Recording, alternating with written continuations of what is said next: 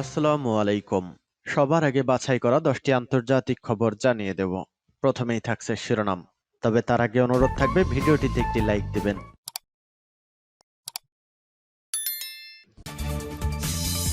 এই পাল পড়েছে দখলদার ইহুদিবাদী ইসরায়েলের। মুসলিম শক্তিধর দেশগুলো একজোট হচ্ছে। ইরান এইবার পরমাণু শক্তিধর দেশ পাকিস্তানে ইসরায়েল ধ্বংসের বার্তা নিয়ে গিয়েছে। জানিয়ে দেব আমাদের হাতে এসেছে ভয়ঙ্কর গুরুত্বপূর্ণ সংবাদ। এইবার পরমাণু শক্তিধর পাকিস্তানে ইরানের প্রেসিডেন্ট। এরপর জানিয়ে দেব যে কোনো কারণ ছাড়াই ফিলিস্তিনিদের হত্যা করছে দখলদার ইহুদিবাদী ইসরায়েল। এরপর জানাবো একের পর এক ভূমিকম্পে কাঁপল তাইও।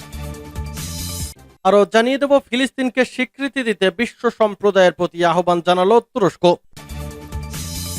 এরপর জানাবো গাজা শাসনের বিষয়ে ইসরায়েলকে যে হুঁশিয়ারি দিল হামাস। এবং সর্বশেষ জানিয়ে দেব মার্কিন বৈদেশিক সহায়তা তহবিল পাস, জয়ের আশা ইউক্রেনের। এতক্ষণ শুনছিলেন সংবাদ শিরোনাম, এখন বিস্তারিত। অনুরোধ থাকবে ভিডিওটিতে একটি লাইক দিন, কমেন্টস করে জানিয়ে দিন আপনি কোন জেলা থেকে বা কোথা থেকে এই সংবাদটি শুনছেন। ভিউয়ার্স, আজকের সংবাদের সব থেকে গুরুত্বপূর্ণ বিষয় হচ্ছে আপনারা জানেন যে দখলদার ইহুদিবাদী ইসরায়েল এবং ফিলিস্তিন পুরোদমে যুদ্ধ চলছে। এই যুদ্ধে ইসরায়েলের পক্ষে সমর্থন জানিয়ে হামাস, হিজবুল্লাহ এবং হুতি বিদ্রোহীরা ইসরায়েলের সাথে যুদ্ধ করছে। ইসরায়েল হামলা চালাচ্ছে, ইসরায়েলেও পাল্টা হামলা চালাচ্ছে মুসলিম শক্তিধর এই তিন দেশ। তবে এই হামলায় যুক্ত হয়েছে ইরানও। ইরান ইসরায়েলের ঘাঁটি গুড়িয়ে দিচ্ছে। ঝাঁকে ঝাঁকে ড্রোন ক্ষেপণাস্ত্র হামলা করে ইসরায়েলের ঘাঁটি গুড়িয়ে দিয়েছিল। এরপর ইসরায়েল আবার ইরানে হামলা চালিয়েছিল। সেই ঘটনাকে কেন্দ্র করে পুরো পশ্চিমা অঞ্চল এখন উত্তেজিত। এরই মধ্যে মুসলিম শক্তিধর দেশ ইরান পরমাণু শক্তিধর পাকিস্তানে তাহলে কি ইসরায়েল ধ্বংসের বার্তা নিয়ে গিয়েছে? মার্কিন যুক্তরাষ্ট্রের অবৈধ সন্তান ইসরায়েলকে বাঁচানোর জন্য একের পর এক অস্ত্র সহায়তা দিয়ে যাচ্ছে মার্কিন যুক্তরাষ্ট্র। ইতোমধ্যেই আপডেট সংবাদ হলো মার্কিন যুক্তরাষ্ট্রে দখলদার ইহুদিবাদী ইসরায়েলকে সমর্থন দেওয়ার জন্য বিল পাশ হয়েছে, যে কারণে এবার ক্ষেপে গেছে ইরান। ইরান বলছে এই ভুঁইফোড়া পৃথিবীর ভুঁইফোড়া ইসরায়েলকে পুরোপুরি পরাজিত না করে তারা থামবে না। ইনশাল্লাহ খুব দ্রুতই ফিলিস্তিন স্বাধীন মুসলিম রাষ্ট্রের স্বীকৃতি পাবে আর পরাজিত হবে দখলদার ইহুদিবাদী ইসরায়েল। এতে আপনার মতামত কি? কমেন্টস করে লিখে জানান।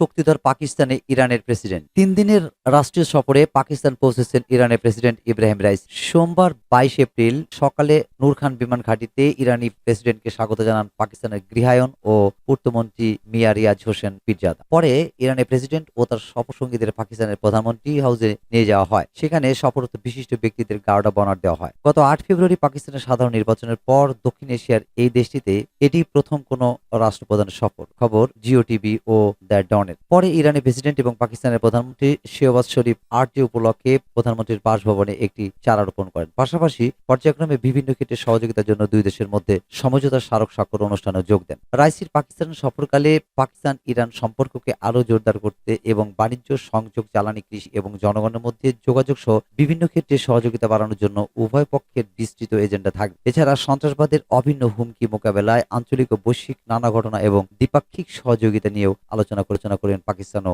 ইরানের নেতারা।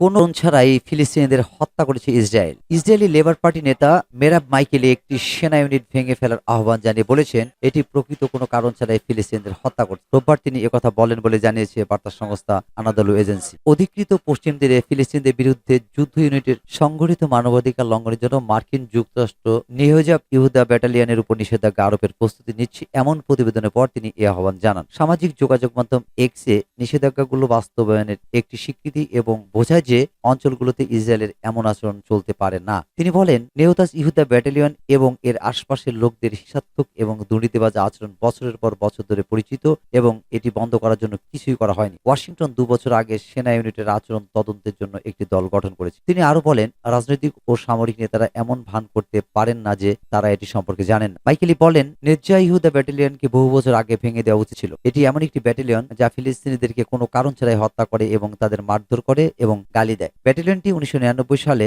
অতি অর্থোডক্স ইহুদিদের জন্য একটি বিশেষ সামরিক ইউনিট হিসেবে প্রতিষ্ঠিত হয়েছে। এতে সকল সৈন্য ও অফিসার পুরুষ। সূত্র মিডল ইস্ট মনিটর। একের পর এক ভূমিকম্পে কাঁপল তাইওয়ান। একের পর এক ভূমিকম্পে কাঁপল তাইওয়ান। সোমবার দেশটির পূর্ব উপকূলে 1 ডজনের বেশি ভূমিকম্প হয়। সবচেয়ে শক্তিশালীটি ছিল 5.7 মাত্রা। রাজধানী তাইপেতেও কম্পন অনুভূত হয়। দ্বীপটির আবহাওয়া প্রশাসন এসব তথ্য জানিয়েছে। তাৎক্ষণিকভাবে ক্ষয়ক্ষতির কোনো তথ্য পাওয়া যায়নি, খবর রয়টার্স। এসব ভূমিকম্প ছিল পূর্বাঞ্চলীয় কাউন্টি হুয়ালিয়েন কেন্দ্রিক। সেখানে চলতি মাসের শুরুতে 7.2 মাত্রার ভূমিকম্পে 14 জনের প্রাণ যায়। এরপর থেকে তাইওয়ানে কয়েকশো আফটারশক হয়েছে। দুটি টেকটনিক প্লেটের সংযোগী স্থলের কাছেই তাইওয়ানের অবস্থান। এ কারণে অঞ্চলটি ভূমিকম্প প্রবণ। 2016 সালে তাইওয়ানের দক্ষিণাঞ্চলে শতাধিক লোকের প্রাণহানি ঘটে। 1999 সালে সেখানে 7.3 মাত্রার ভূমিকম্পে 2000-এরও বেশি লোক নিহত হন।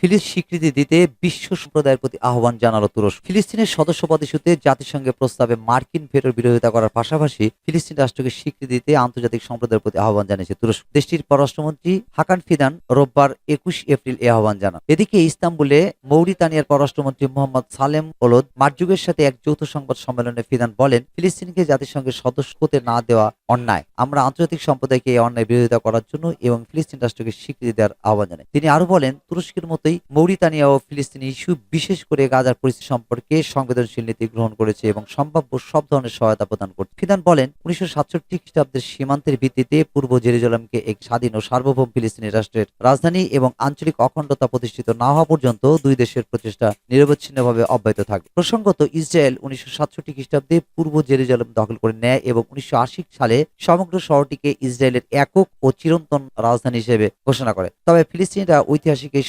শহরের পূর্ব অংশকে নিজেদের ভবিষ্যৎ রাষ্ট্রের রাজধানী হিসেবে দেখে থাকেন।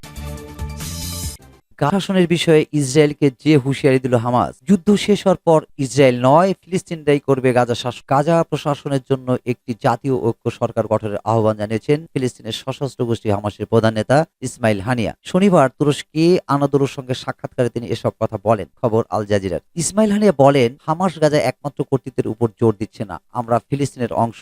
আমরা সবাই মিলে একটি জাতীয় ঐক্য সরকার প্রতিষ্ঠা করতে পারি এবং গাজার প্রশাসনের বিষয়ে একমত হতে পারি। হামাস প্রধান বলেন, আমরা ফিলিস্তিনের গাজা, পশ্চিম তীর এবং ফিলিস্তিনের যে কোনো ভূখণ্ড যেই পরিস্থিতি হোক না কেন দখলদার বা অন্য কারো দ্বারা নিয়ন্ত্রিত হতে দেব না। তিনি বলেন, হামাস ফিলিস্তিনের অভ্যন্তরীণ রাজনীতি নিয়ন্ত্রণের জন্য দুটি বিষয় নিয়ে আলোচনার আহ্বান জানিয়েছে। প্রথমটি হচ্ছে প্যালেস্টাইন লিবারেশন অর্গানাইজেশন পুনর্গঠন করব, যা সব ফিলিস্তিনি গোষ্ঠীকে অন্তর্ভুক্ত করে। দ্বিতীয়টি হচ্ছে একটি জাতীয় সরকার প্রতিষ্ঠা করা, যারা গাজার পুনর্গঠন করবে, পশ্চিম তীর এবং গাজাবাসীকে এক ছাদের নিচে একীভূত করবে। এছাড়া রাষ্ট্রপতি, আইনসভা এবং জাতীয় কাউন্সিল নির্বাচনের আয়োজন নিশ্চিত করবে। 2007 সাল থেকে গাজা শাসন করছে হামাস। গত 7 অক্টোবরের হামলার পরিপ্রেক্ষিতে হামাসকে ক্ষমতাচ্যুত ও ধ্বংস করার কথা বলে আসছে ইসরায়েল। ফিলিস্তিনি স্বাধীনতাকামী সংগঠন হামাস গত 7 অক্টোবর ইসরায়েলে হামলা চালায়। ইসরায়েলি কর্তৃপক্ষের ভাষ্যমতে এই হামলায় প্রায় 1140 জন নিহত হন। সেদিন প্রায় 240 জনকে ইসরায়েল থেকে ধরে গাজায় নিয়ে জিম্মি করে হামাস। জবাবে 7 অক্টোবর থেকে অবরুদ্ধ গাজায় নির্বিচারে হামলা শুরু করে ইসরায়েল। ইসরায়েলের হামলায় এখন পর্যন্ত 34,000 জনের বেশি ফিলিস্তিনি নিহত হয়েছেন। নিহতদের মধ্যে বেশিরভাগ নারী ও শিশু।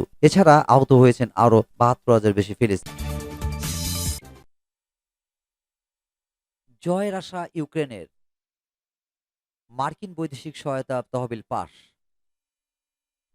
বহুল প্রতীক্ষিত মার্কিন বৈদেশিক সহায়তা বিল শেষ পর্যন্ত যুক্তরাষ্ট্রের কংগ্রেসের নিম্নকক্ষ প্রতিনিধি পরিষদে পাশ হয়েছে। একদিনে 3টি বিল পাশ হয়েছে। এগুলো হচ্ছে ইউক্রেনকে নিরাপত্তা সহায়তা বিল, ইসরায়েলের নিরাপত্তা সহায়তা বিল এবং ভারত প্রশান্ত মহাসাগরীয় অঞ্চলে বিশেষ করে তাইওয়ানের নিরাপত্তা সহায়তা বিল। ইসরায়েল এবং তাইওয়ান নিয়ে মতবিরোধ না থাকলেও বিলগুলো মূলত ইউক্রেনের কারণে আটকে ছিল।